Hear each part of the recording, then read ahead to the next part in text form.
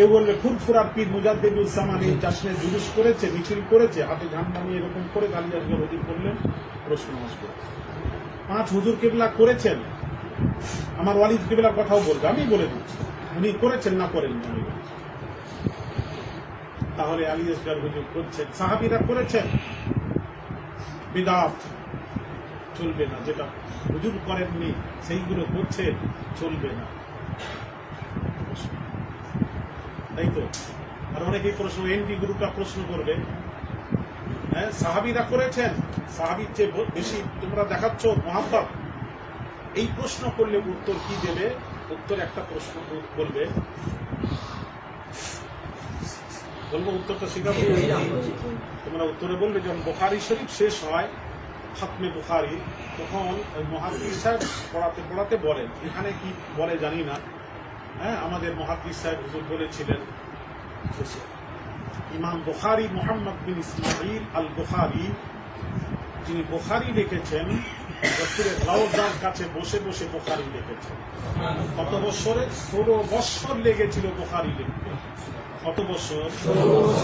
16 বছর লেগেছিল বুখারী লিখতে। আর কিভাবে লিখেছেন একটু শুনিয়ে দিই। ইমাম বুখারী যখন লিখতেন, একটা হাদিস যখন লিখতেন, লেখার আগে তিনি গোসল করে নিতেন। লেখার আগে কি করতেন? গোসল করতেন। গোসল করার পর 2 রাকাত নফল নামাজ পড়ে নিতেন, তারপর ওই হাদিসটা লিখতেন। একটা হাদিস লিখলেন, তারপরে আবার গোসল করতেন, আবার 2 রাকাত নফল পড়তেন, পরে আবার একটি হাদিস লিখতেন। এইভাবে করে 16 বছর লেগেছিল বুখারী লিখতে।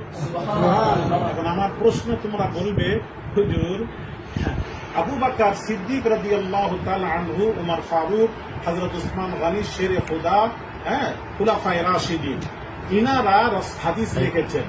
তো উনারা যখন হাদিস লিখেছেন, একটা প্রমাণ করাতে বলবে, তোমাদের বাংলাদেশের কোন মন্দির যদি প্রমাণ করিয়ে দেয় যে খুলাফায়ে রাশিদিনদের চেয়ে কেউ রাসূলকে বেশি ভালোবাসেনি, তাহলে উনারা যখন হাদিস শরীফ লিখেছিলেন, কোন 4 জন সাহাবীর মধ্যে কোন সাহাবী, হ্যাঁ তার 4 জন যত সাহাবী লিখেছেন, তারা কন্টিনিউ তারা হাদিস লেখার, প্রত্যেক হাদিস লেখার আগে গোসল করেছেন বা 2 রাকাত নফল পড়ে হাদিস লিখেছেন, এইরকম একটা প্রমাণ দেবেন।